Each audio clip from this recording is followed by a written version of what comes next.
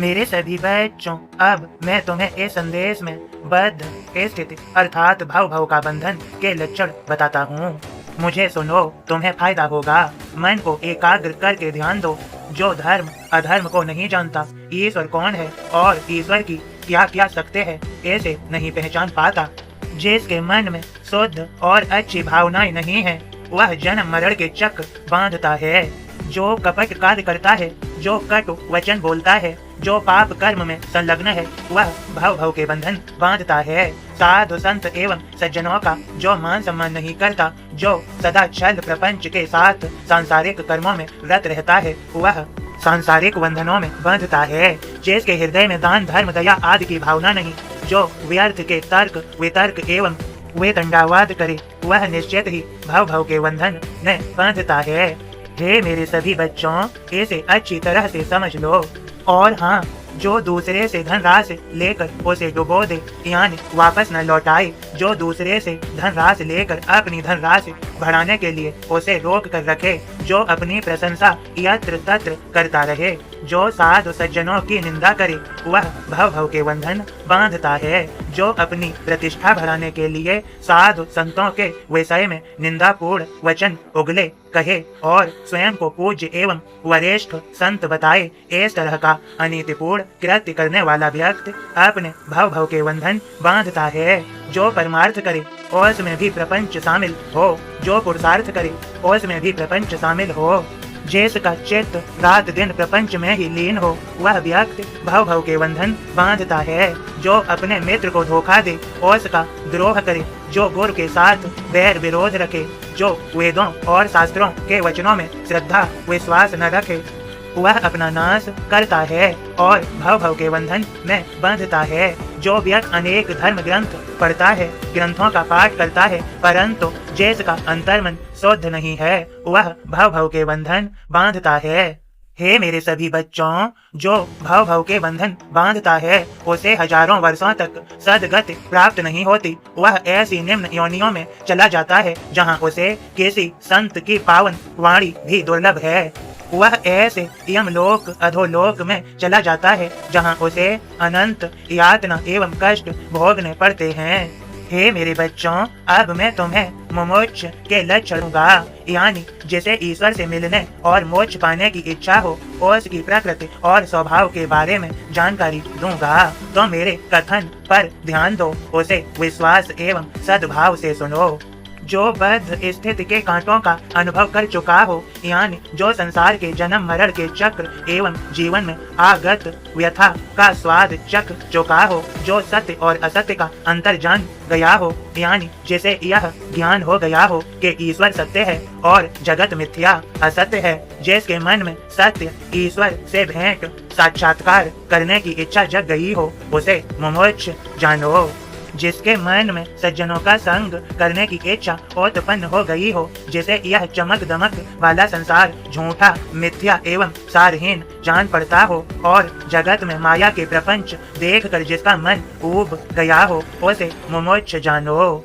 मेरे बच्चों, जो प्रारब्ध के अनुसार प्राप्त इस शरीर को प्रसन्नता से स्वीकार करता है और उसमें संतुष्ट रहता है, उसे मुमोक्ष मानो। जिसे पाप कर्म में प्रवृत्त होने से पहले ही डर लगने लगता है, जो असत्य वचन बोलने से पहले ही हिचकिचाने लगता है, उसे मुमोक्ष मानो।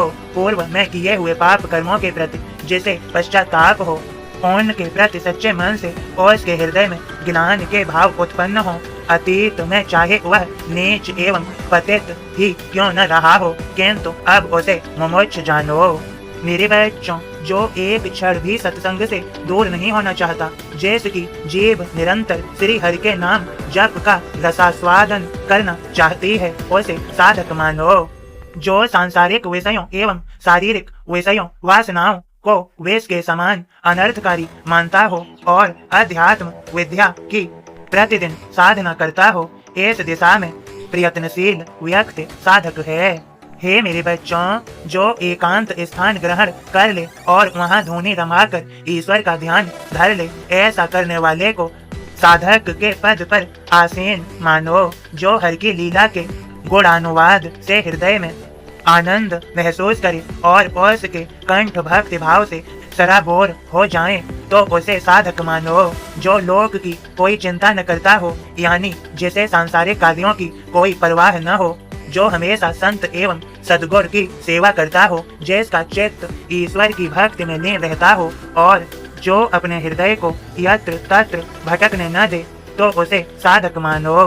मेरे बच्चों, समझो, जो निंदा स्तुति मान सम्मान यश अपयश को समान भाव से सहजता से स्वीकार करता हो, जो जन जन के हृदय में आत्मा में जनार्दन परमेश्वर को देखता हो, उसे सिद्ध जानो। जो 6 शत्रुओं काम क्रोध मद लोभ मोह मत्सर के विकार से तिल भर भी प्रभावित न होता हो, जो आचारों को संकल्प के साथ निभाता हो, उसे सिद्ध जानो।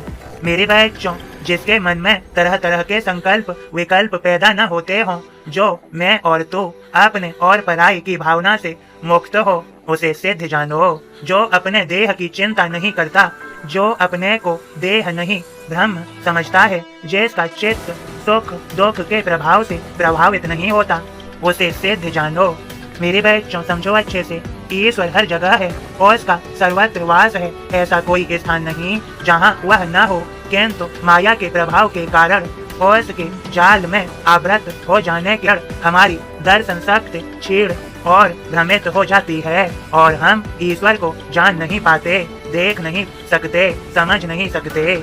मेरे बच्चे, मैं तुम और आदि सभी वैसे ही हैं जैसे मारुति और पंढरीनाथ, इन सभी में ईश्वर का अंश है। किसी से कभी भी द्वेष न करो। सभी का हृदय ईश्वर का निवास स्थल है, सभी के हृदय में ईश्वर का वास है, इस बात को कभी न भूलो।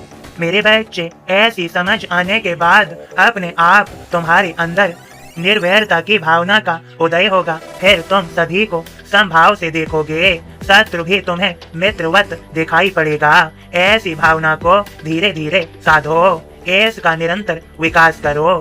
मेरे बच्चों, मनुष्य का चित्त चंचल होता है, उसे स्थिर एवं शांत करने का प्रयास करना चाहिए। जिस प्रकार एक मक्खी घूमती रहती है, कभी यहाँ तो कभी वहाँ जाकर बैठती है, परंतु अग्नि का ताप महसूस करते ही वहाँ से वापस विपरीत दिशा में तेजी से भागती है, उसी प्रकार व्यक्ति का मन सांसारिक रंगीनियां देखकर भटकता है, कभी इधर तो कभी उधर जाकर रम जाता है, परंतु ब्रह्म का आभास पाते ही वह ब्रह्म से दूर भागने लगता है।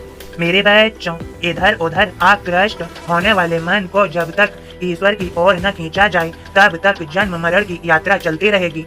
हे बच्चे, तब तक भव का बंधन समाप्त नहीं होगा। इसे समाप्त करने के लिए तुम्हें इसी मानव जन्म में प्रयास करना चाहिए।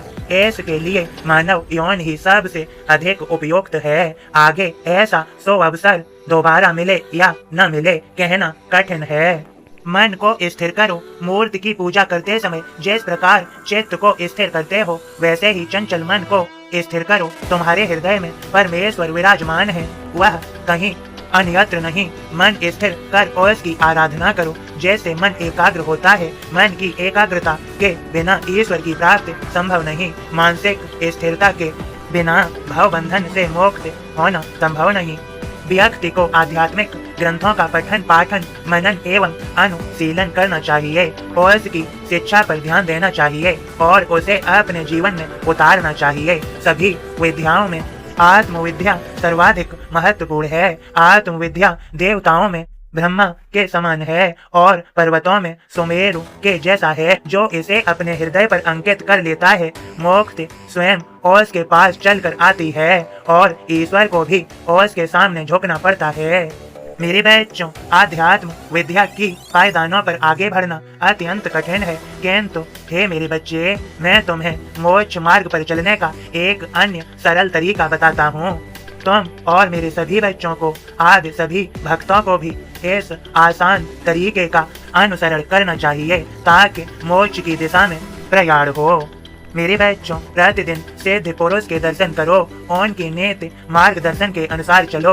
वे तुम्हें जागरूक करते हुए आगे बढ़ाएंगे। इससे तुम पुण्य प्राप्त करोगे। जीवन की सांझ ढलने के समय तुम्हारा अंतःकरण शुद्ध रहेगा। जीवन के अंतिम समय में किसी प्रकार की कोई इच्छा न रखो। मन को एकाग्र कर ईश्वर का ध्यान धरो और मन को प्रभु चरणों में लीन कर दो। मेरे बच्चों, जो तुम्हारे आराध्य देव हों उनका सच्चे मन से ध्यान धरो। ध्यान की अवस्था में जीवन का अंत होगा तो मोक्ष अवश्य मिलेगी। मेरे कई एक भक्तों की मोक्ष इसी प्रकार हुई है। सबका मालिक एक। ओम साईं राम बाबा के सभी भक्तों, बाबा के नीतिपूर्ण वचन सुनकर हम दोनों हाथ जोड़ रहे हैं, श्री चरणों में सर रख कर और सद्भाव पूर्वक कह रहे हैं, हे परब्रह्म मूर्ति, हे गुण गंभीरा, हे महासिद्ध योगिराज, हे करुणाकर, आप ही माँ बाप हैं, आप परम उदार हैं, आप ही भव सागर से पार उतारने वाले हैं। हम सब अज्ञानी जन हैं, आप हमें संसार सागर के तट से हाथ पकड़कर सन्मार्ग की ओर ले चलें। आपने आज दिव्य ज्ञान का जो प्रकाश दिया है, यह आगे भी दें। आप हम पर ऐसी ही कृपा सदैव बनाए रखें। बाबा के सभी भक्तों, सभी प्रेम से बोलिए ओम साईं राम, जय साईं राम।